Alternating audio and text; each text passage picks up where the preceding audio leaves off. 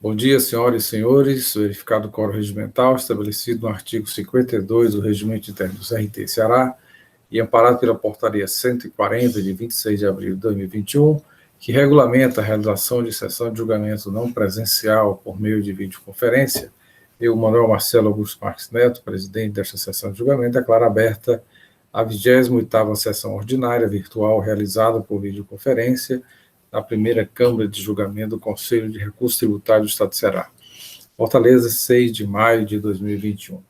Presentes os conselheiros que compõem esta Câmara, doutor William Falcão de Souza, doutora Antônia Helena Teixeira, doutora Mônica Maria Castelo, doutor Pedro Jorge Medeiros, doutor Fernando Martins, doutor Carlos César Quadros Pierre.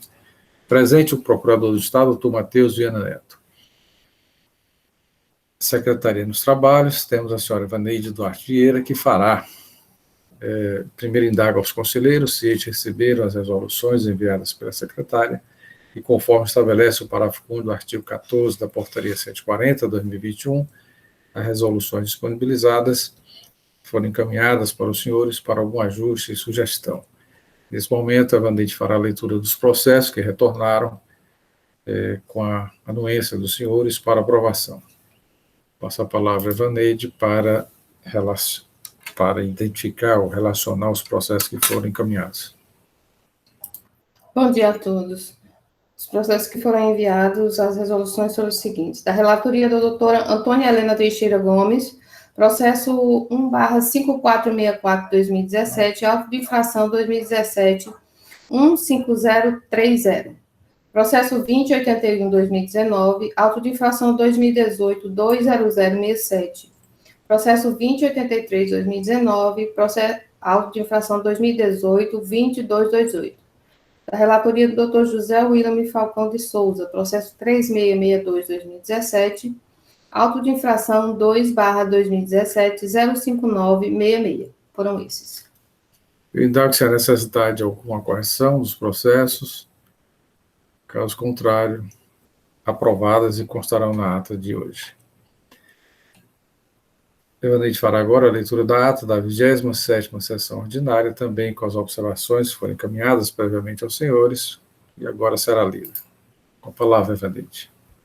Ata da 27ª sessão ordinária virtual, realizada por videoconferência na primeira Câmara de Julgamento do Conselho de Recursos Tributários do Estado do Ceará, do ano 2021. Aos 5 dias do mês de maio do ano 2021, às 8h30, verificado o quórum regimental, estabelecido no artigo 52 do Regulamento CRT-CE, amparado pela Portaria 140, de 26 de abril de 2021, que regulamenta a realização de sessão de julgamento não presencial por meio de videoconferência, foi aberta a 27ª sessão ordinária virtual da primeira Câmara de Julgamento do Conselho de Recursos Tributários do Estado do Ceará, sob a presidência do Dr. Manuel Marcelo Augusto Marques Neto. Presentes à sessão, os senhores conselheiros Antônia Helena Teixeira Gomes, Mônica Maria Castelo, José William Falcão de Souza, Carlos César Quadros Pierre, Felipe Silveira Gugel do Amaral e Pedro Jorge Medeiros. Presente à sessão, o senhor procurador do Estado, Dr. Matheus Viana Neto.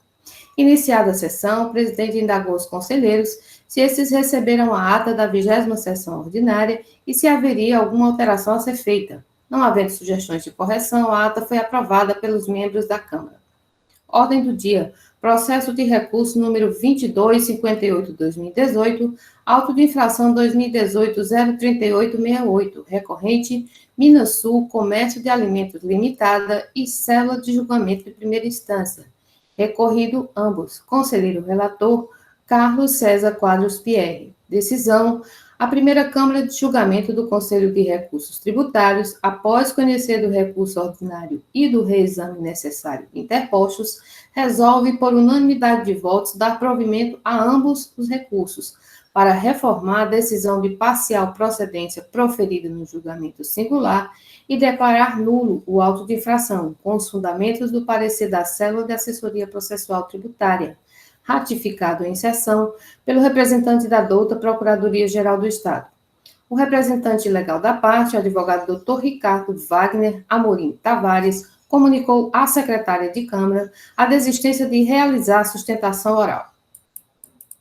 Processo de recurso número 2259/2018, auto de infração 2018-03869, recorrente Minas Sul Comércio de Alimentos Limitada.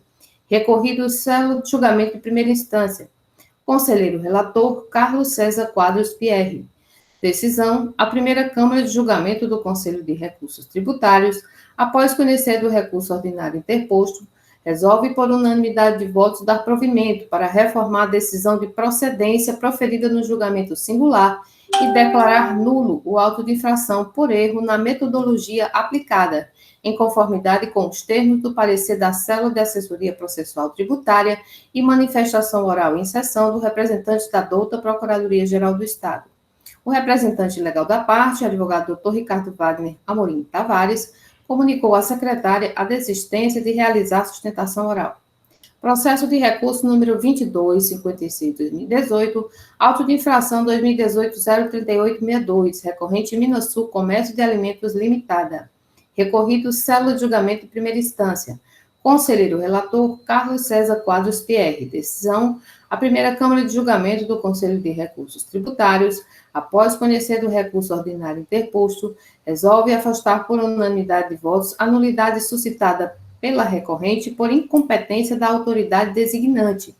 Decisão com os fundamentos do parecer da Célula de Assessoria Processual Tributária. Resolve também, por unanimidade de votos, converter o curso do processo em realização de perícia para 1. Verificar se os documentos fiscais objetos da autuação estão escriturados nos livros contábeis e fiscais do contribuinte. 2. Verificar a tributação das mercadorias constantes nas notas fiscais relacionadas, entre parênteses, isentas, tributadas e não tributadas, conforme despacho a ser elaborado pelo conselheiro relator. O representante da douta Procuradoria-Geral do Estado manifestou-se favorável à realização do trabalho pericial. O representante legal da parte, Dr. Ricardo Wagner Amorim Tavares, comunicou à secretária de Câmara a desistência de realizar a sustentação oral. Processo de recurso número 2255/2018, auto de infração 2018-03859, recorrente Minas Sul Comércio de Alimentos Limitada, recorrido célula de julgamento de primeira instância. Conselheira relatora, Antônia Helena Teixeira Gomes. Decisão: a primeira Câmara de Julgamento do Conselho de Recursos Tributários, após conhecer do recurso ordinário interposto, resolve afastar por unanimidade de votos a nulidade suscitada pela recorrente, por incompetência da autoridade designante. Decisão com os fundamentos do parecer da Célula de Assessoria Processual Tributária. Decide ainda afastar por decisão unânime a realização do trabalho pericial, com fundamento no artigo 97, inciso 1, da Lei 15.614/2014, e parecer da Célula de Assessoria Processual Tributária. No mérito, decide por maioria de votos dar parcial provimento ao recurso para reformar a decisão de procedência, proferida em primeira instância, para julgar parcial procedente o auto de infração, nos termos do voto do conselheiro Pedro Jorge Medeiros, relator designado, por proferir o primeiro voto divergente e majoritário, que formulou entendimento pela aplicação da penalidade incerta no artigo 123, inciso 8º, a linha L, da Lei 12.670/96. As conselheiras Antônia Helena Teixeira Gomes, relatora original, e Mônica Maria Castelo foram votos contrários, manifestando-se pela aplicação da penalidade prevista no artigo 123, inciso 3, a linha G, da Lei 12.670/96, nos termos do parecer da Célula de Assessoria Processual Tributária, adotada em manifestação oral pelo representante da douta Procuradoria-Geral do Estado. O representante legal da parte, o advogado Dr. Ricardo Wagner Amorim Tavares, comunicou à secretária a desistência de realizar a sustentação oral. Processo de recurso número 2257/2018, auto de infração 2018-03865, recorrente Minas Sul Comércio de Alimentos Limitada. Recorrido célula de julgamento de primeira instância. Conselheira relatora, Antônia Helena Teixeira Gomes. Decisão: a primeira Câmara de Julgamento do Conselho de Recursos Tributários, após conhecer do recurso ordinário interposto, resolve afastar por unanimidade de votos a nulidade suscitada pela recorrente por incompetência da autoridade designante. Decisão com os fundamentos do parecer da Célula de Assessoria Processual Tributária. Decide ainda afastar por decisão unânime a realização de trabalho pericial, com fundamento no artigo 97, inciso 1, da Lei 15.614/2014, e parecer da Célula de Assessoria Processual Tributária. No mérito, decide por maioria de votos dar parcial provimento ao recurso para reformar a decisão de procedência proferida em primeira instância para julgar parcial procedente o auto de infração, nos termos do voto do conselheiro Pedro Jorge Medeiros, relator designado por proferir o primeiro voto divergente e majoritário, que formulou entendimento pela aplicação da penalidade incerta no artigo 123, inciso 8º, a linha L da Lei 12.670/96. As conselheiras Antônia Helena Teixeira Gomes, relatora original, e Mônica Maria Castelo foram votos contrários, manifestando-se pela aplicação da penalidade prevista no artigo 126 da Lei 12.670/96, nos termos do parecer da Célula de Assessoria Processual Tributária, adotado em manifestação oral pelo representante da douta Procuradoria-Geral do Estado. O representante legal da parte, o advogado Dr. Ricardo Wagner Amorim Tavares, comunicou à secretária de Câmara a desistência de realizar a sustentação oral. É isso, senhores. Alguma alteração a ser feita, senhores? Sugestão, modificação? Então, aprovada. Passaremos, então, a nossa ordem do dia, e que eu já anuncio o processo. Senhores, aqui nós temos 6 processos da Macro Atacadista S.A., fazendo aqui uma observação que há um pedido de sustentação oral, o contribuinte foi regularmente intimado, antes, por ocasião da publicação da pauta, e ontem também a Evaneide manteve contato com os advogados, informando o link, né, da nossa sessão virtual. Então, cumprimos as formalidades e, até o presente momento, não compareceram. Acredito que não irão participar desta sessão. Então, do Macro, já observei que 3 processos, eles tratam do levantamento quantitativo de estoque, onde envolve a omissão de entrada e omissão de saída, referente ao exercício 2014-2015. Os 2 primeiros processos da relatoria do Dr. William Falcão, o primeiro de omissão de entrada, o segundo de omissão de saída, e a doutora Mônica Castelo também tem um processo que trata de omissão de saída. Eu indago aos conselheiros, relatores, se essa informação, né, que eu fiz uma consulta bem rápida, mas se a matéria, omissão de entrada, omissão de saída, exercício 2014, 2015, o que vai diferenciar são produtos sujeitos à tributação e aqueles à tributação normal e à substituição tributária. Eu indago ao conselheiro relator, doutor William e a doutora Mônica, se podem ser apreciados em conjunto, cada processo fazendo as suas observações e atentando, né, algum detalhe, se podem ser apreciados em conjunto. Doutor William, o que o senhor fala sobre isso? Bom dia, senhor presidente. Bom dia, senhores conselheiros, conselheiras. Evaneide. Senhor presidente, omissão de entradas e omissão de saídas, os 2 primeiros processos que eu sou relator. Eu observei que, tanto na defesa do contribuinte, quanto no recurso, as razões, raríssimas exceções, algum detalhe, têm os mesmos argumentos, né, as mesmas razões de defesa. Eu entendo então, que o fato de ser omissão de entrada e saída, feito pelo SLE, o primeiro, a submissão tributária, e o segundo, a omissão de saída de produtos feitos a submissão tributária e produtos isentos, não tem, quanto à infração, não tem, dá para julgar conjuntamente. Ok. E aí, se entender complicado e tudo, a gente fica, né, faz o julgamento segundo, mas é o que dá para fazer. Vamos ver a doutora Mônica.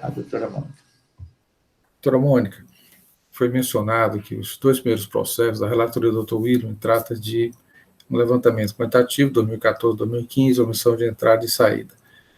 O processo da sua relatoria, omissão de saída, parece que trata de operação tributação normal. Eu pergunto se o processo ele pode ser apreciado em conjunto com os 2 primeiros?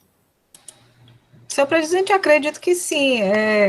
Um outro auto de infração aqui, que é referente a crédito indevido, até mesmo com relação a uma matéria diferente, o esquema da defesa é a mesma. Então, acredito que é só acompanhar, entendeu? Substituição de saída aqui, de substituição normal, acredito que dá para acompanhar, sim. Então, vamos fazer o seguinte. Posteriormente, eu faço as devidas pontuações, sejam necessárias, mas acredito que a linha de defesa seja a mesma. Perfeito. Bom, eu vou anunciar os 2 primeiros processos da relatoria do Dr. William Falcão, e posteriormente a doutora Mônica anunciaria o processo, e a senhora fará as observações pertinentes ao processo, porque trata-se de um mesmo levantamento, omissão de entrada e saída. O resultado é que vai diferenciar, né, no caso, a exigência do imposto ou não exigência do imposto. Então, vamos aqui anunciar o processo de recurso 2754/2018, auto de infração 2018-05656, em que a recorrente macroatacadista S.A., recorrido, sério julgamento de primeira instância, Dr. William Falcão de Souza é o conselheiro relator, a indicação de procedência em primeira instância, a assessoria processual tributária também confirma a procedência. O processo 2750/2018, também da relatoria do Dr. William Falcão, auto de infração 2018-05659, recorrente macroatacadista, a indicação de procedência do feito em primeira instância e também pela assessoria processual tributária. E o processo 2751/2018, auto de infração 2018-05660, recorrente macroatacadista, recorrido, sério julgamento de primeira instância.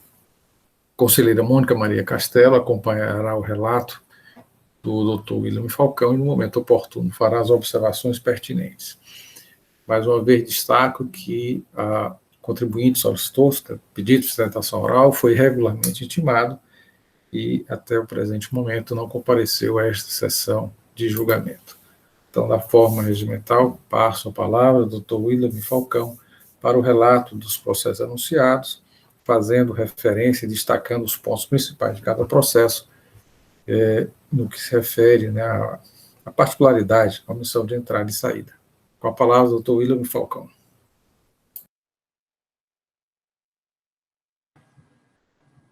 Obrigado, senhor presidente. O primeiro processo da pauta trata de omissão de entrada de mercadorias, decorrente de levantamento quantitativo de estoques. No relato da infração, o agente fiscal escreveu dessa forma: constatamos que o contribuinte omitiu a entrada de mercadorias no valor total de R$ 3.104.334,84 em 2014 e R$ 178.796,57 em 2015, valores utilizados como base de cálculo para a cobrança de imposto e multa, conforme informação complementar. Em decorrência dessa omissão, foi cobrado em principal ICMS R$ 346.357,36 e a multa de R$ 984.939,42. Artigo infringido 127, fazemos a nota fiscal, do decreto 24.569/97. E a penalidade, o artigo 123, 3S da Lei 12.670/96, que trata da omissão de entradas.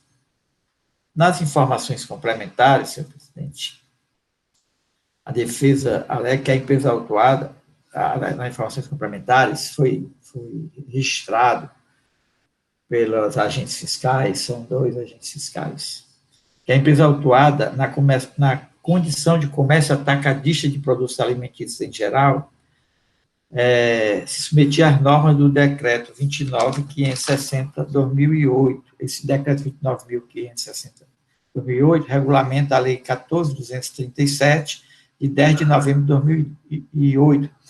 Ela dispõe sobre o regime de ST nas operações realizadas por contribuintes atacadistas e varejistas. e esse contribuinte tem um anexo lá, no decreto, e o contribuinte está registrado no CNAE 46.39.701, que consta lá do anexo 1, comércio atacadista de produtos alimentícios em geral. É justamente o macro, né, que não mais existe, que era ali na Dias Macedo, no caminho do Castelão. Os fiscais atuantes também relatam que todo o trabalho fiscal foi pautado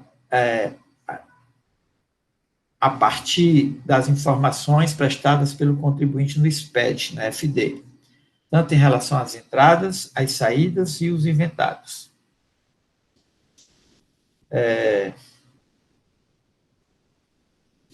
Que as mercadorias não adentraram o estabelecimento com cobertura de notas fiscais de aquisição, não foi recolhido o imposto referente à submissão tributária, conforme previsto no Decreto 29.560/2008. Em razão disso, os autuantes fizeram um cálculo do imposto devido, seja através da submissão tributária por produto ou carga líquida, conforme o citado decreto. Lá no CD em anexo, você vê que tem um cálculo, ele faz um cálculo tanto pela carga líquida, aí cita qual é o dispositivo que diz para aquele produto qual é a carga líquida, faz pela pauta fiscal, ele cita qual é a pauta fiscal. E se for pela submissão tributária do próprio produto, né, que aí tem a prioridade de fazer conforme se o produto é sujeito à submissão tributária, tem a regra própria para o produto. Ele diz desse jeito. Em razão disso, foi calculado o imposto devido, seja através de submissão tributária por produto, carga líquida, conforme o citado decreto, ou pela pauta fiscal. Que sobre as mercadorias feitas à submissão tributária, crédito e débito, foi cobrado somente a multa de 30%. Quando a mercadoria é sujeita a débito e crédito, ele calculou só a multa de 30%, sem o imposto. O contribuinte foi devidamente intimado e ingressou com a defesa. Na defesa, ele pede a nulidade do auto de infração, alegando a ausência de descrição clara e precisa dos fatos que embasaram a autuação. E também por ilegalidade da presunção como meio de prova.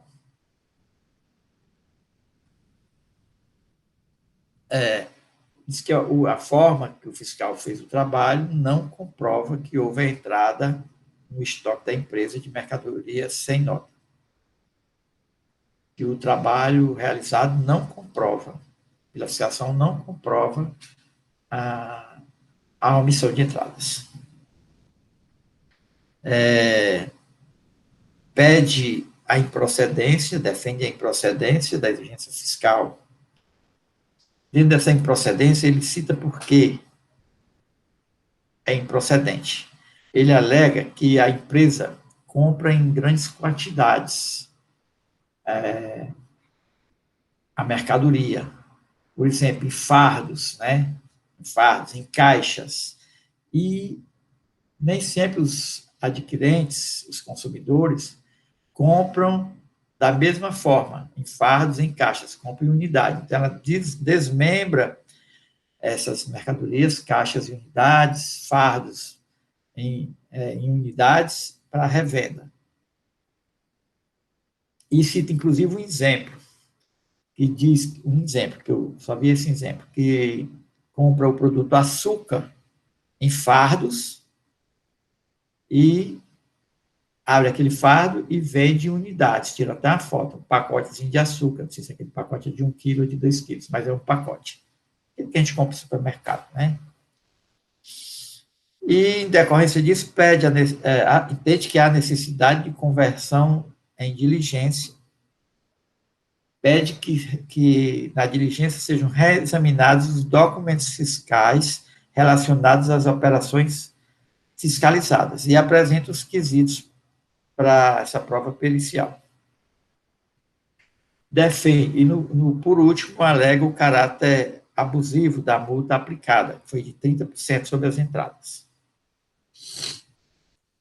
O processo foi distribuído para julgamento na primeira instância e no julgamento, o julgador afasta o pedido de nulidade por ausência de descrição clara e precisa da autuação, afirmando que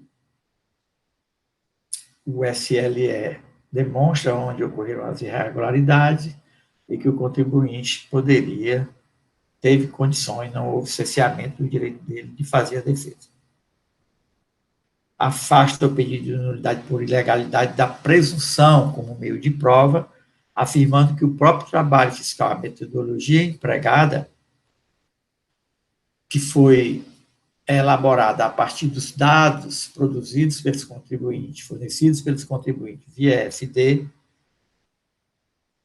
não pode ser considerado que é uma presunção, porque está demonstrando as diferenças e o contribuinte poderia averiguar isso, que o contribuinte, inclusive, recebeu o trabalho produzido pelo fiscal antes do auto de infração e dele não produziu nenhuma manifestação.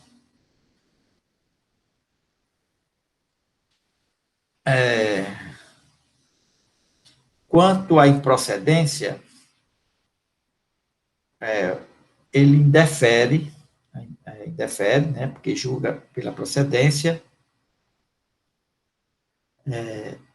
e rebate, dizendo que a conversão que o contribuinte fala, relativa às embalagens dos produtos, ele não demonstrou que houve essa irregularidade, porque o trabalho do fiscal foi elaborado a partir do que está registrado na FD do contribuinte. E ele em nenhum momento demonstrou que houve essa confusão entre fardo e quilo, unidade e fardo. Então, entende que o trabalho mostra a procedência da autuação, mostra que a omissão está devidamente comprovada. Esqueci de falar da perícia. O pedido de perícia, ele defere, dizendo que está feito de uma forma genérica, os argumentos apresentados, e que os quesitos também apresentados, a forma que ele apresenta os quesitos, também está de forma genérica e não trouxe nenhuma documentação para comprovar alguma inconsistência, não apontar inconsistência específica no SLE e nem traz nenhum documento para demonstrar essa inconsistência. E afasta o pedido de perícia. O caráter confiscatório da multa, né, nós já temos e que nós não podemos entrar nessa questão, que seria uma questão jurídica, mas o julgador diz que se a multa está lá na legislação, o agente administrativo não pode também dizer que ela é confiscatória. Não tem essa capacidade de dizer, capacidade legal de entrar nessa seara. O contribuinte intimado da decisão de primeira instância ingressa com recurso ordinário. No recurso ordinário, ele repete as mesmas razões da defesa. Pede a nulidade do auto de infração, né, como eu já disse lá, por ausência de descrição clara e precisa, quanto aos fatos que embasaram a autuação, e nulidade por conta que a acusação fiscal está sendo formulada em cima de presunção, sem amparo em provas. Pede a improcedência, né, alegando que essa diferença que foi encontrada, ou seja, a omissão de entradas, foi por conta não ter levado em consideração a unidade dos produtos comercializados, que adquire uma determinada unidade e vende em unidades menores. Então, não existe essa diferença.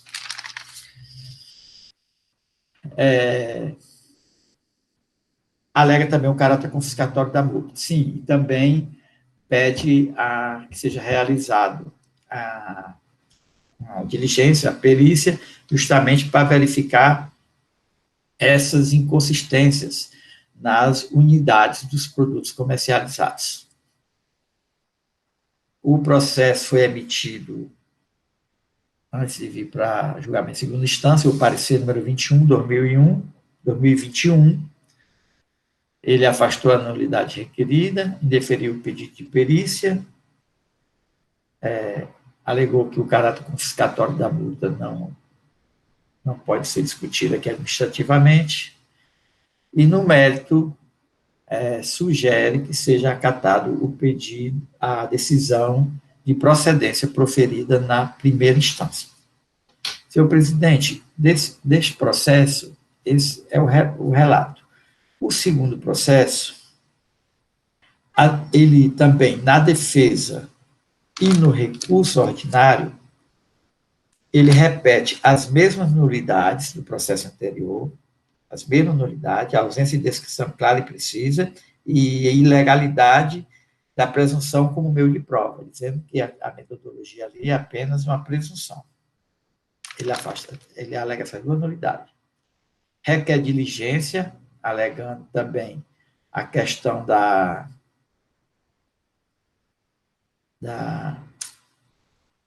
de desmembramentos, né? E pede para analisar os documentos fiscais do contribuinte, quando o trabalho fiscal foi feito em cima da FD, já disse, né? Argue que a multa é confiscatória e também pede, defende que a improcedência da ação fiscal, dizendo que essa omissão de saídas não ocorreu. O que houve aí foi um conflito quanto às unidades das saídas, que às vezes sai num volume maior, fardo, por exemplo, no caso do açúcar, o exemplo, e vende unidades, né? Entra uma unidade e sai outra unidade, e isso é que foi que gerou a diferença. Os mesmos argumentos do auto de infração anterior, tá? Nesse segundo auto. E o recurso ordinário também repete, como no auto anterior, as mesmas razões da defesa. É isso, senhor presidente. Doutor William, eu gostaria que o senhor fizesse apenas a leitura do relato do auto, da autuação, né, o 2018-056-59, que é a omissão de saída, produto sujeito a ST, e também exigências apenas a multa. Só a leitura do auto de infração no que se refere à matéria, né, o relato da infração, por favor. O seu microfone está desligado, doutor William. O primeiro auto de infração foi a omissão de entradas. Ok. Esse daqui é de omissão de saídas. O relato diz: deixar de emitir documento fiscal em operação tributada por substituição tributária ou amparada por não incidência ou isenção incondicionada. Constatamos a omissão de saídas referente a mercadorias sujeitas à substituição tributária / isentas, no valor de R$ 4.881.579,45 em 2014 e R$ 1.256.892,20 em 2015, valores utilizados como base de cálculo para a cobrança de multa, conforme informação complementar em anexo. Obrigado, doutor William. Senhor presidente. Doutora Mônica, eu pergunto se o auto de infração 2018-056-60 guarda semelhança com os processos relatados do doutor William. Tem alguma observação? A senhora pode fazer? Só com a relação ao valor, os valores, claro, o período é o mesmo, 2014, 2015, trata de omissão de saída de mercadoria sujeita à tributação normal. É só isso, os mesmos argumentos, tanto na impugnação como no recurso ordinário. Pediria que a senhora lesse apenas o relato da infração, para ficar destacado e registrado.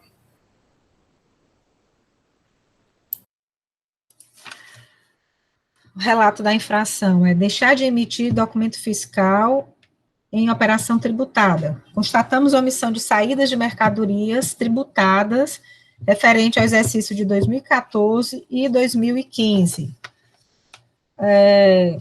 O relato do auto de infração, que na informação complementar, senhor presidente. Doutora Mônica, apenas destacar o relato da infração, que a senhora já fez, né, e aqui a exigência do imposto e da multa, né, e a penalidade aplicada.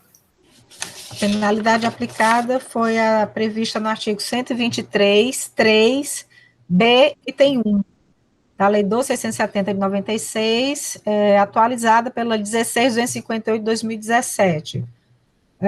Constitui-se o principal de 26.915 e a multa de 47.498.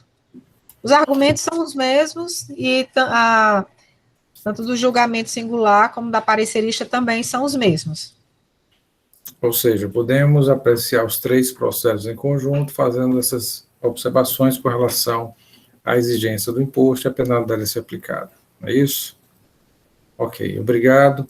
Da forma regimental, passo então a palavra ao doutor Matheus Viana Neto, lembrando, destacando que os três processos, a auto-infração 2018 056, 56, 056, 59, 56, 60, são originários, né, de um mesmo levantamento fiscal, 2014, 2015, e as diferenças encontradas foram constituídos três autos, mas o recurso, né, a defesa trazida pela parte, traz exatamente, é comum para os três processos.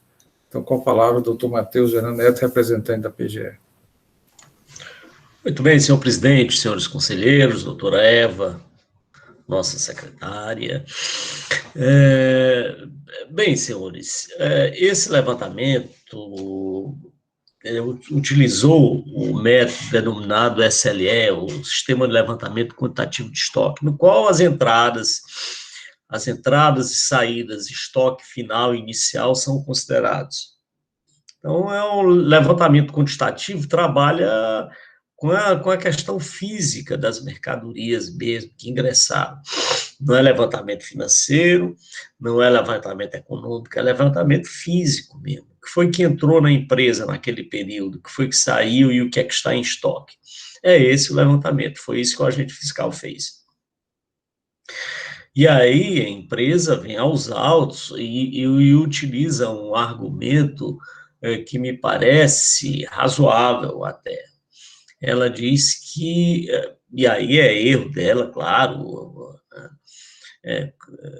que ela adquire os produtos com uma determinada unidade de medida, por fardos, por pacotes, etc., e os vende por quilograma ou por outro tipo de unidade de medida. Esse é o principal argumento dela, que nós vamos analisar daqui a pouco.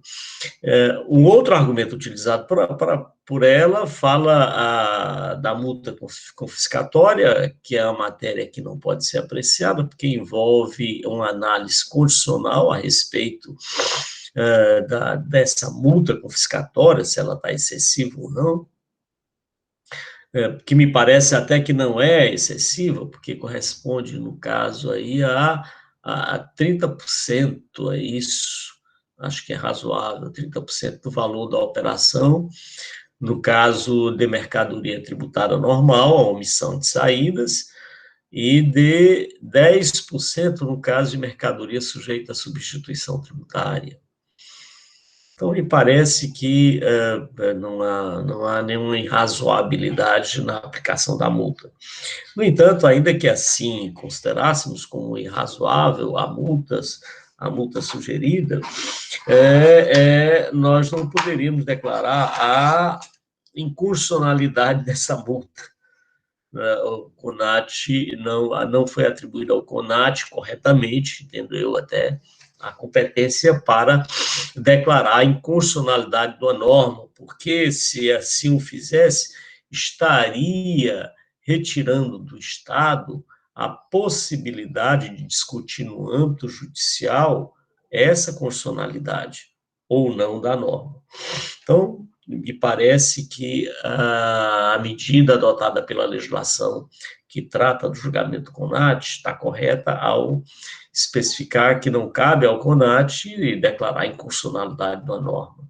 Então, esse argumento por parte do contribuinte deve ser afastado com base até no princípio da legalidade. O outro argumento utilizado pelo contribuinte ainda que en passant ele fale sobre isso, que teria ocorrido cerceamento ao direito de defesa, porque o auto não estaria muito claro, mas são argumentos, assim, mera retórica. O principal argumento que ele utiliza do recorrente, e esse sim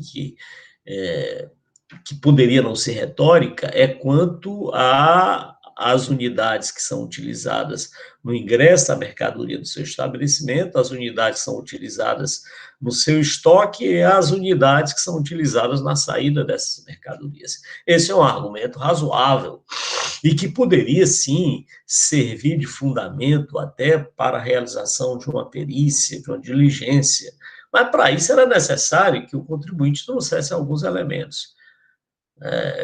Algum elemento de prova que mostrasse que o agente fiscal errou ao catalogar esse tipo de unidade de medida. Mas quando se olha o auto de infração e o levantamento quantitativo de estoque, a planilha que foi utilizada, nós vimos que o agente fiscal utilizou-se de quilos, utilizou-se de pacotes e utilizou-se de fardos até. Ou seja, as medidas utilizadas pelo contribuinte foram adotadas pelo auditor fiscal no seu levantamento. Caberia, então, ao contribuinte, ao recorrente, para justificar uma realização de perícia, trazer um elemento concreto. Por exemplo, ele mostrasse que um determinado produto, o açúcar, que é um dos produtos a que ele se refere, que ele teria comprado, sei lá, 100 fardos, que esses 100 fardos corresponderia a 100 quilos, não, 100 fardos corresponderia a 10 quilos, né? Cada fardo conteria 10 quilos, e fazendo essa conversão, corresponderia exatamente à quantidade que foi omitida, e que não estaria, esse fardo não estaria contabilizado lá na saída. Ou seja, ele precisava, o recorrente, mostrar uma coincidência de quantidade. E ele não fez isso, ele simplesmente argumenta que houve erro por parte do agente fiscal na utilização das medidas. Se houve algum erro que foi cometido, não foi pelo agente fiscal, que, repito, utilizou as medidas. Doutor Matheus, o senhor cortou, desligou o som, acho que involuntariamente. Desculpe, pronto. Se houve erro, foi por parte do próprio contribuinte que não descreveu corretamente seus produtos na entrada e na saída. O erro é do contribuinte e não do agente fiscal. O agente fiscal simplesmente pegou a escrita do contribuinte, com base nessa escrita fez o levantamento. Ele não acrescentou nem suprimiu nada no seu levantamento quanto à unidade de medida. Ele utilizou as medidas utilizadas pelo próprio contribuinte. Então, me parece que, ainda que esse argumento do contribuinte de que houve erro na utilização de medidas, mas esse erro não foi cometido pelo agente fiscal. O erro foi cometido por ele próprio. Então, a ele incumbe ou incumbiria o ônus de identificar exatamente em que ele errou e comprovar que foi um erro dele, razão pela qual o levantamento poderia ser retificado. Mas, como ele não trouxe nenhum elemento probatório para isso, nos parece que o pedido de perícia deve ser indeferido. A questão da multa confiscatória também não deve ser analisada. E, finalmente, quanto ao levantamento em si, a acusação do quantitativo que foi levantado deve ser julgado procedente à autuação, quer seja a omissão de entradas, quer seja a omissão de saídas e quer seja em relação às mercadorias sujeitas à substituição tributária. É nesse sentido, senhor presidente, que a Procuradoria se manifesta. É isso. Obrigado, doutor Matheus Viana. Processo em discussão, senhores. Lembrando aqui que nós temos um pedido de nulidade por ausência de provas, presunção, apenas indício, pedido de perícia e também a questão da multa confiscatória. Em discussão. Doutor Pierre. Senhor presidente. Doutor William Falcão. Ao análise, o doutor Matheus acabou de falar aí sobre a questão do desmembramento da mercadoria, que houve esse problema quanto à unidade, né, que é comprada e vendida, mas ele não trouxe assim, nenhuma comprovação. O trabalho apenas diz, né, cita até uma foto do fardo e uma foto do pacote de açúcar. O fiscal disse que todo o trabalho foi feito em cima do que o contribuinte declarou na FD, né? Supomos que, se realmente é esse erro, foi cometido pelo próprio contribuinte, né? Esse erro, se é que há esse erro, foi feito dessa forma. Agora, quando a gente vai analisar o demonstrativo aqui do contribuinte, não o SLR, quanto às diferenças, mas para cálculo do ICMS, para cálculo da multa, ele elenca em ordem alfabética. E o primeiro que está aqui na relação relativa ao exercício 2015, que é 2014 e 2015, estou olhando 2015, é o açúcar cristal Ecoçúcar. Ele descreve açúcar cristal Ecoçúcar 1 quilo. 1 quilo.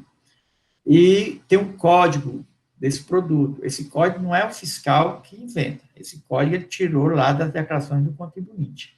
Eu não estou vendo nenhuma vez aqui o açúcar só está registrado dessa vez. Só tem esse produto, açúcar, Ecoçúcar. Ele não está em nenhum momento aqui aparecendo que tem em unidade e fardo. Está em unidade. Ou seja, mesmo que o contribuinte compre um fardo, e dentro daquele fardo, um exemplo, né? Não sei, tem 10 pacotes de 1 quilo, então o fardo teria 100 quilos. Ele não está colocando fardos, está colocando unidade. O que, para mim, demonstra que houve essa preocupação do trabalho fiscal e também do contribuinte, de mesmo comprando em fardos, quando foi registrar lá, ele registrou unidade, porque ele sabe que a maioria compra por unidade, embora tenha comerciante que vai lá e compre fardo, mas ele deve ter esse critério de, mesmo sendo fardo, vender, que a Mitinose está vendendo 10 unidades, né, que é o fardo. Ademais, essa unidade, ele traz o valor. O fiscal diz que o tipo de tributação é pela pauta, no caso do açúcar, da Instrução Normativa número 14 de 2009. Isso foi uma trabalheira violenta. Ele está dizendo cada produto, de onde é que ele está tirando o percentual, porque aqui é carga líquida, o 29.560/2008, supermercado. Então, aqui o açúcar é pela pauta. E na pauta, esse açúcar está a R$ 1,80. E vai trazendo outros produtos. Aí tem o arroz. Ele está trazendo arroz parbolizado e arroz parbolizado e de a marca do arroz. Quantidade, 1 quilo. Cada um. Só porque muda o nome, um é Biju e o outro é Primor, tem códigos diferentes. E também aqui, ó, a carga líquida, ele está trazendo, né? A carga líquida desse produto está previsto lá para ele, R$ 2,70, que está lá no 29.560/2008. Cada produto ele está trazendo por onde ele calculou o ICMS, esse produto. Se os senhores verificarem na administração, assim, quando eu fui analisar, eu estranhei, quando eu vi, somei os dois valores, 2014 e 2005, aí disse, não, mas o principal está 346 mil, qual foi a alíquota? Né, fiquei. Aí, quando eu fui eu vi que não é uma alíquota de 12, de 17 ou de 7, não é assim. Cada produto tem sua carga líquida ou então pela pauta. Por isso que você tem que olhar o SLE para verificar como foi que o fiscal chegou à conclusão que no exercício de 2015, né, aqueles produtos que deu a omissão de saída, que foi no valor de R$ 178.796,57, está registrado lá na administração, o ICMS devido é de R$ 15.309,93. Ele somou um por um. Ou seja, isso daqui demonstra, senhor presidente, senhores conselheiros, que assim, essa questão do produto, que há essa confusão entre o que é comprado e o que é vendido, não fica assim evidente, não. Pelo contrário, fica evidente que ele tratou os produtos por unidade. Por unidade. Né? Então, seria uma falha muito grande se ele tinha 2 códigos, um por unidade e um por fardo, e o fiscal não levou o fardo aqui dentro do processo ou fez a conversão. A ideia que eu tenho aqui, que me passa, é que está tudo por unidade, que mesmo que se comprar em fardo, o próprio contribuinte fez na FD em unidade, e assim foi que o fiscal fez o SLE. Isso aqui as questões que eu gostaria, assim, de... Não sei se eu esclareci. Obrigado, doutor William. Da forma regimental, passo a palavra ao doutor Carlos Pierre. Muito obrigado, senhor presidente. Bom dia a todos, colegas conselheiros, conselheiras, Evanete, doutor Matheus. Esse ponto da questão da conversão de unidade foi o que me chamou a atenção, e eu estava olhando a planilha já desde o início, certo? Eu noto que alguns produtos, quando você compra em pacote, se supõe que no pacote vem no mínimo 4, 6, 10 quilos, qualquer coisa assim. Então, a diferença tem que dar grande. Se você compra um pacote e dá 10 saídas, dá uma diferença 9 vezes maior. Em muitos produtos, eu não observei essa diferença, o que me leva a crer, eu estou falando não quando tem unidade, mas sim quando tem pacotes, certo? Que esses casos não aconteceram. Mas eu, por exemplo, detectei alguns produtos que me chamam a atenção a numeração. Então, eu vou começar aqui com... Aqui tem um detergente líquido IP, um estoque inicial de R$2, 122 pacotes saídos e 3.028 saídas. É uma diferença muito gritante, certo? Condiz com a condição de pacote e unidade, certo? E no final tem 33 no estoque. Quer dizer, ele comprou 122 pacotes, vendeu 3.028 pacotes, uma diferença muito grande. Me chama a atenção.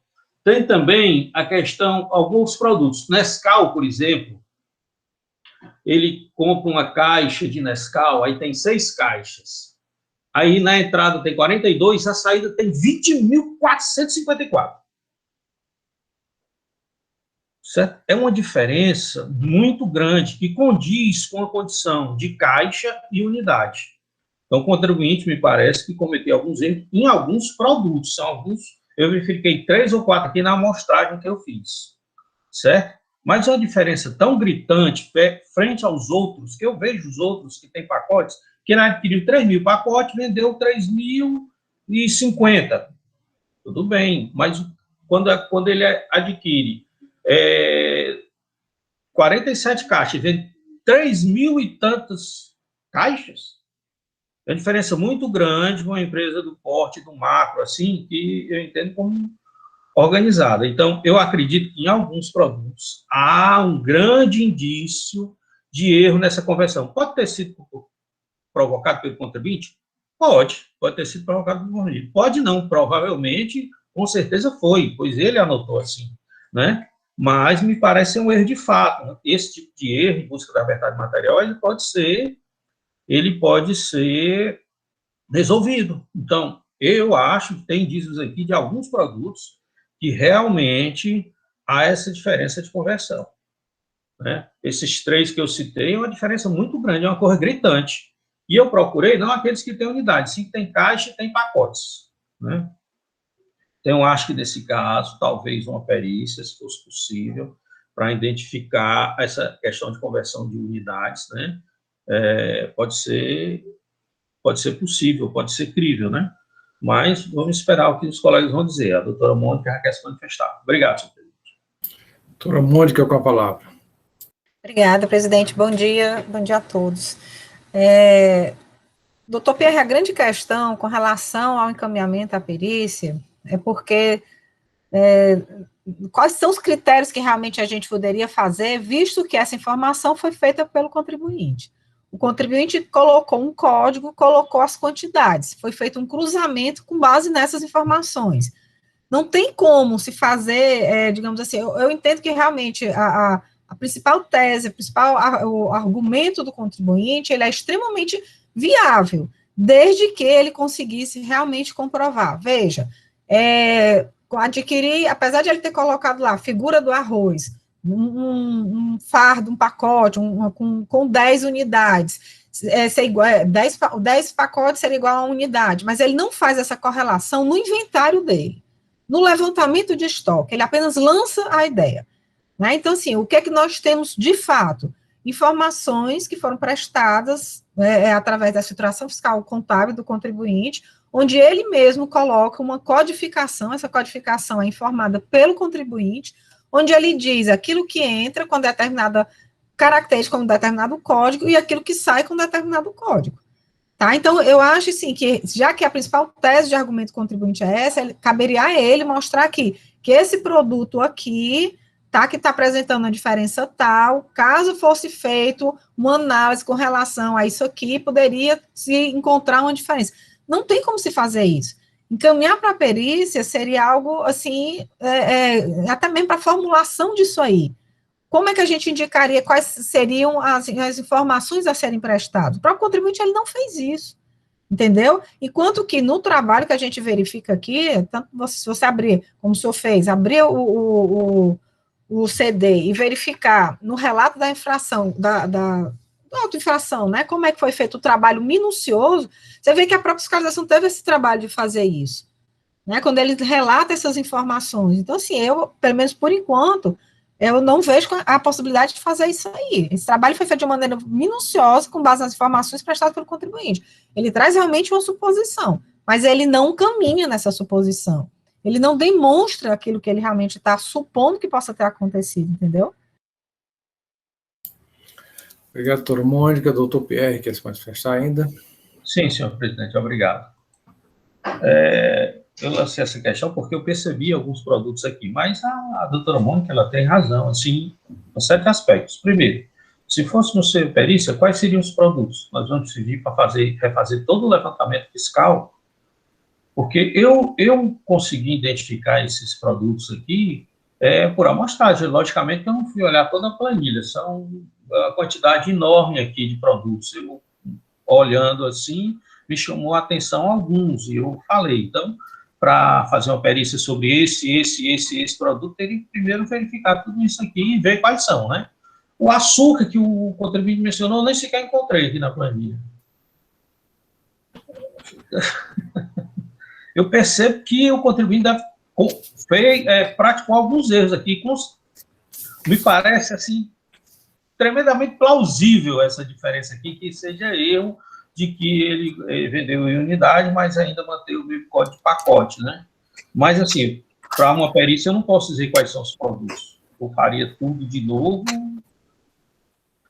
ou nada, né? Porque eu não tenho como indicar agora.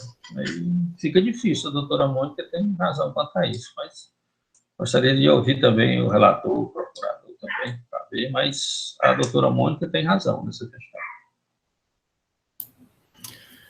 Obrigado, doutor Pierre. Processo em discussão. Lembrando aos senhores que há também essa preliminar de nulidade, quando ele indica ausência de provas, apenas indícios. Parece-me que pela discussão travada até agora, né, há sim elementos que comprovam, inclusive, um trabalho minucioso. Em discussão, senhores. Senhor presidente, me parece que os argumentos que foram expostos pela doutora Mônica e agora que foram secundados pelo doutor Pierre, que levantou a questão, me parecem que são suficientes para afastar o pedido de diligência ou perícia. E por quê? Porque faltou ao contribuinte apontar exatamente essa dificuldade que foi apontada pela conselheira Mônica e pelo doutor Pierre, até no sentido de quais produtos, afinal, que houve erro. Porque com análise lógica, você pode até pensar, ó, esse produto aqui, eu acho que tem razão, como apontado pelo doutor Pierre, que diz são quantas caixas, 100 caixas, e e fardos, e tem 4.000 unidades, não sei o quê, se poderia até chegar a essa conclusão. Mas é aquilo que eu falei no início, caberia ao contribuinte fazer essa conta e dizer quais os produtos. Ele não fez essa conta. O contribuinte ficou na mera retórica que pode ser utilizada em qualquer processo. Uma retórica lógica, sim, mas que, para ter consequência, é necessário que ele demonstre isso, e ele não fez essa demonstração no seu pedido. Me parece que o caso é de julgamento da lide, porque não há outro julgamento de procedência da autuação, do lançamento, porque não há elementos que justifiquem efetivamente a realização de perícia. É isso, senhor presidente. Obrigado, Matheus. Mais alguma discussão, senhores? Algo a acrescentar nos processos aqui de discussão? Senhor presidente, é que nem o Matheus disse aí, caberia ao contribuinte, né, analisando que foi entregar a ele o SLE, aquilo que ele achando que estava de uma forma, que ele entendesse que estava de uma forma bem fora da realidade, tentar produzir alguma prova. A gente vê que aqui tem omissão de entrada de valores de coisas pequenininhas, por exemplo, café, almofada, não sei o quê, 18 fardos. Café, almofada Santa Clara tem fardos, a unidade, por a diferença de 18 fardos. Se colocou, geralmente o café, você vai lá, você compra, né, o pacote, a unidade, mas aqui, fardo. Creio que isso daí é porque ele declarou na FD fardo. Se ele vendeu em unidade, aí ele devia ter demonstrado isso, trazido, mas só a gente entender por que está em fardo aí nos registros dele, e se ele vendeu ou não em unidade, isso daqui. Agora, que o doutor Pierre diz, aqui e acolá se encontra, por exemplo, achocolatado, geralmente aqui 382, 449, 544, dependendo do tipo, a omissão de entrada desse produto. Mas tem um achocolatado em pó Nescau de 400 gramas, que está descrito como unidade aqui, né, vendido em unidade, que é uma diferença de 90.678 unidades, 90.000 a omissão de entradas. Causa uma certa, né, estranheza, mas está em unidade. Ou será que ele comprava em fardo, só vendia em fardo, colocava em unidade, mas o contribuinte teria que ter trazido alguma coisa sobre isso. Né? Aqui para você ver um número que foge do que a gente tem de mais ou menos normal, né, de diferença, 95 unidades, 93 unidades, 2 unidades aqui no produto. Aí está uma coisa que chama a atenção, mas eu não tenho a menor ideia por que é que está isso aí. Ele não apontou que o fiscal pegou da FD errado. Teve essa oportunidade, aí está aqui. E o fiscal está dizendo que tirou da FD, eu não vou desconsiderar que ele está dizendo que tirou da FD, e nem dizer que aquele valor está errado, não. O contribuinte teria que ter trazido algum suporte, algum dado para demonstrar para a gente isso. Mas só se preocupou, foi de forma retórica, que faz o desmembramento, só citou um exemplo do açúcar. Mas o açúcar, já foi o primeiro que está na lista lá, a quantidade é até pequena, só 1.000 quilos de açúcar, parece 1.000 unidades, a diferença. Aí, mas vamos discutir, né? Como é que chega a decisão. Eu acho que ele trouxe argumentos, trouxe demonstração de equívocos para a gente transformar numa perícia. Não. Mais algum conselheiro quer se manifestar? Doutor Pierre. Bem, sucintamente, senhor presidente, eu deixo de indicar a perícia anteriormente sugerida, em razão de falta de condições de determinar sobre quais produtos se dariam essa perícia, tendo em vista que o contribuinte não apresentou dados suficientes e me é impossibilitado, nesse momento, de indicar quais produtos dentro dessa gama de produtos elencados. Então, eu deixo de sugerir a perícia anteriormente sugerida, presidente. Ok, doutor Pierre. Mais algum conselheiro quer se manifestar? Então, doutor William, como vota? Lembrando que há a preliminar nulidade, a preliminar perícia, né? E também menciona a questão do caráter confiscatório da multa. Como vota? Para os dois processos da sua relatoria. Senhor presidente, a perícia ele pede sobre 2 fundamentos, né? E eu afasto a pedido de perícia. Ele pede a perícia quando a ausência da descrição clara e precisa dos fatos e que a acusação foi feita por presunção não com as provas produzidas, não se presta a acusação fiscal. Então, a acusação fiscal está clara e precisa, o demonstrativo elaborado demonstra onde ocorreram as omissões e caberia o contribuinte fazer essa análise e mostrar o erro ou não. Mostrar o erro, se assim ele encontrasse, e não fez. Então, essa nulidade não pode ser acolhida, e eu sou contra a nulidade, defino. A nulidade. A conversão em diligência também, porque o contribuinte não trouxe aqui, não demonstrou que há erro no trabalho fiscal. Ele só fez argumentos sem trazer nenhuma prova de erro ou equívoco no trabalho fiscal, ou algum documento que provasse que ali o fiscal tinha cometido o equívoco. Ademais, o trabalho foi feito em cima da FD do contribuinte. As informações que estão aí foram retiradas, foram informadas na FD do contribuinte. Então, nós não podemos desconsiderá-la, a não ser que o contribuinte tivesse demonstrado que, mesmo trazendo da FD dele, o fiscal lançou algum erro aqui, que não fez. Então, também afasto a pedido de perícia nos autos. Caráter abusivo da multa, sim.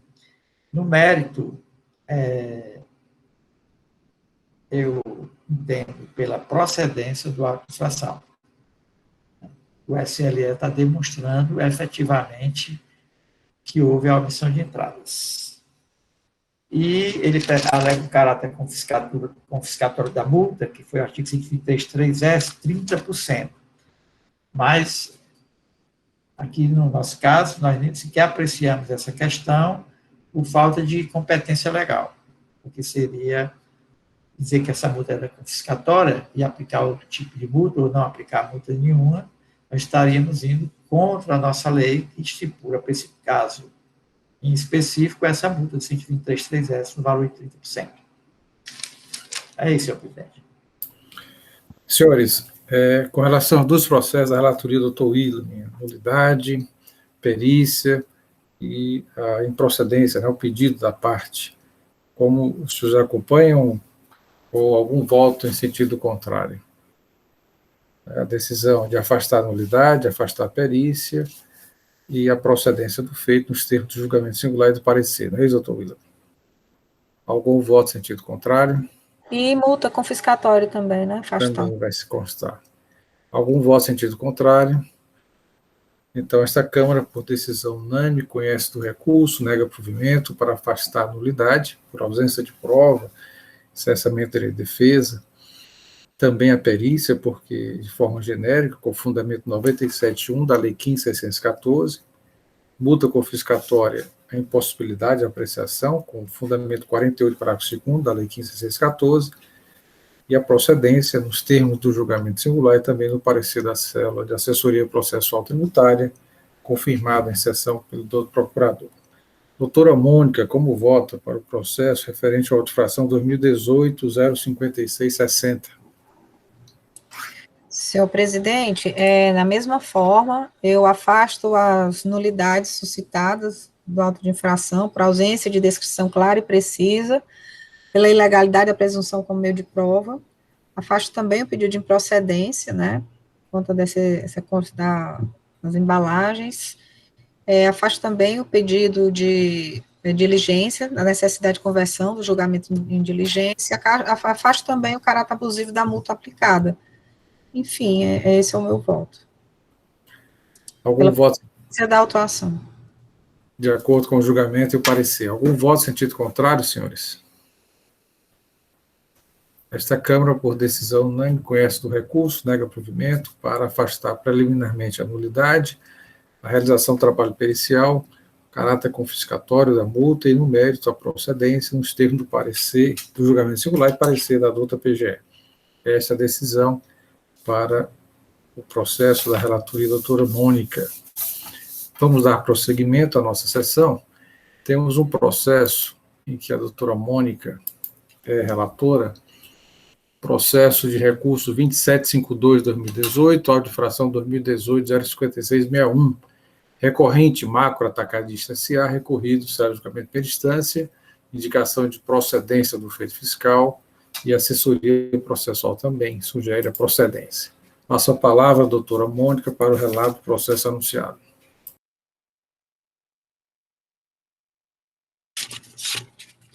Obrigada, presidente. Renovando aqui os votos de bom dia e de muita saúde para todos nós. O auto de infração, ele relata que o sujeito passivo se creditou indevidamente do ICMS relativo a serviço de transporte, no valor de R$ 177.791,73, referente aos exercícios de 2014 e R$ 119.912,58, relativo ao exercício 2015. Esses valores são de base de cálculo. O ICMS e a multa foram com base na penalidade, né? Com base no artigo 123, 2A da Lei 12.670. O crédito aqui indevido, senhores, refere-se ao ICMS serviços de transporte.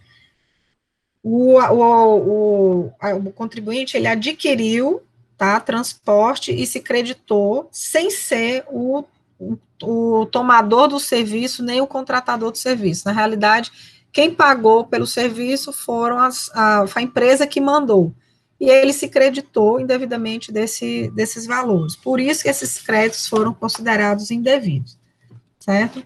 Então, a primeira instância, ele decidiu pela procedência do lançamento, afastou as preliminares de nulidade, porque a peça, tanto impugnatória como de recurso, é semelhante à que nós já lemos, que o doutor William leu, mudando apenas a questão relacionada ao crédito indevido.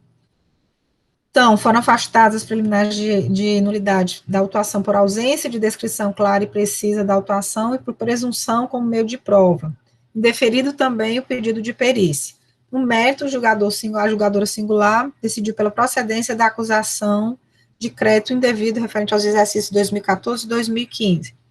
Ter posto recurso ordinário com os seguintes argumentos. Ele renova, né, o pedido de nulidade por ausência de descrição clara e precisa das circunstâncias que ensejaram a lavratura da auto-infração, tampouco apresentou as provas que embasaram a acusação, legalidade da apreensão como meio de prova, autuação feita com base em indícios, técnica de apuração ilegal com aplicação da alíquota de 17% sobre a base de cálculo do valor da operação de entrada, presumindo todas as saídas e mercadorias foram submetidas ao regime de tributação normal.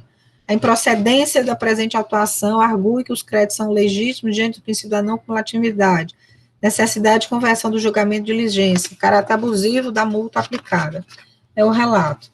Então, o processo seguiu aqui para a assessoria processual tributária, que, analisando cada uma dessas questões suscitadas pela parte, afastou, né, as nulidades suscitadas, entendendo que o auto de infração ele se encontra devidamente fundamentado, com descrição clara e precisa, onde foi oportunizado ao contribuinte verificar as alegações que lhe foram imputadas, e que, de fato, a empresa autuada, por não ter contratado os serviços de transporte para uso próprio, não poderia ter se creditado do ICMS relativo à prestação de serviços, certo? E que o contribuinte, em ambos os períodos, tanto 2014 como 2015, apresentou saldo devedor. Por conta disso, não tem nenhum tipo de prejuízo, como foi alegado pelo contribuinte, ao princípio da não cumulatividade do imposto. Com relação à multa abusiva, que ele também observou, que também trouxe essa questão, né, coloca-se que estamos vinculados à lei e que, por força do artigo 37 da Constituição, não pode o julgador administrativo aplicar valor diverso daquele definido na lei, que disciplina sobre as multas. Face ao exposto, entende pela procedência da acusação fiscal após afastados os pedidos de nulidade. É o relato. Obrigado, doutora Mônica. Da forma regimental, passar a palavra ao doutor Matheus Vera Neto, representante da PGE. Nosso presidente, a doutora Mônica, né, um dia, quem sabe, será a minha presidenta, né?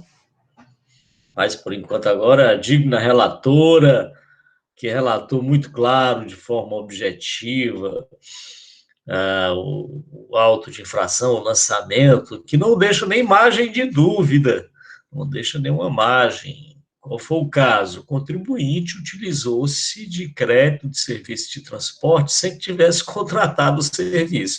Aí não tem como, aí não tem discussão, não há absolutamente nenhuma discussão, porque o direito ao crédito, ele só legitima o aproveitamento quando a pessoa que está aproveitando o crédito contrata o serviço. Não há nenhuma hipótese em que um terceiro, que não seja contratante do serviço, possa se apropriar do crédito fiscal. Não há na nossa legislação, né? O crédito é para quem adquire a mercadoria, é para quem contrata o serviço, mas não para um terceiro.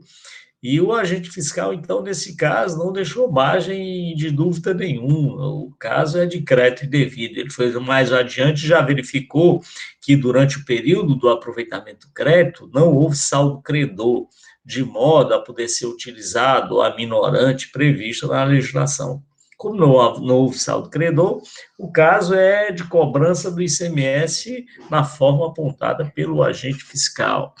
E assim, senhor presidente, sem maiores delongas, que a Procuradoria se manifesta.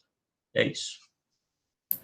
Obrigado, doutor Matheus. Aqui eu faço mais uma vez a observação, a empresa recorrente solicitou ostentação oral e os advogados foram regularmente intimados, entretanto, não compareceram a essa sessão de julgamento.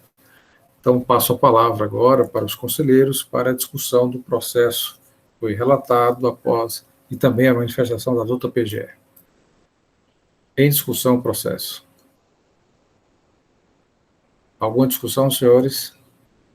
Só fazendo referência que as nulidades suscitadas são comuns aos 3 processos anteriores, a perícia também parece feita de forma genérica, né? Multa confiscatória. Então, não tendo discussão, pergunto à doutora Mônica como vota, a conselheira relatora. Senhor presidente, eu estou só tentando aqui identificar, aqui nesse processo, eu tenho a impressão que ele não pediu perícia, não. Estou tentando aqui achar. Ok, então eu posso ter anotado errado. Então, o processo ainda de discussão, só verificando se há um pedido formal da parte. Só um instante, senhor presidente, por gentileza, só mesmo para ter a certeza, né? Ok. Vou fazer aqui o meu resumo. Eu não observei. Ele diz assim, no pedido dele, que reitera todos os pontos da impugnação, né, no pedido. Não sei se a gente deve considerar. É bom afastar de qualquer jeito, né? Ele não trouxe nenhum quesito mesmo em relação a isso.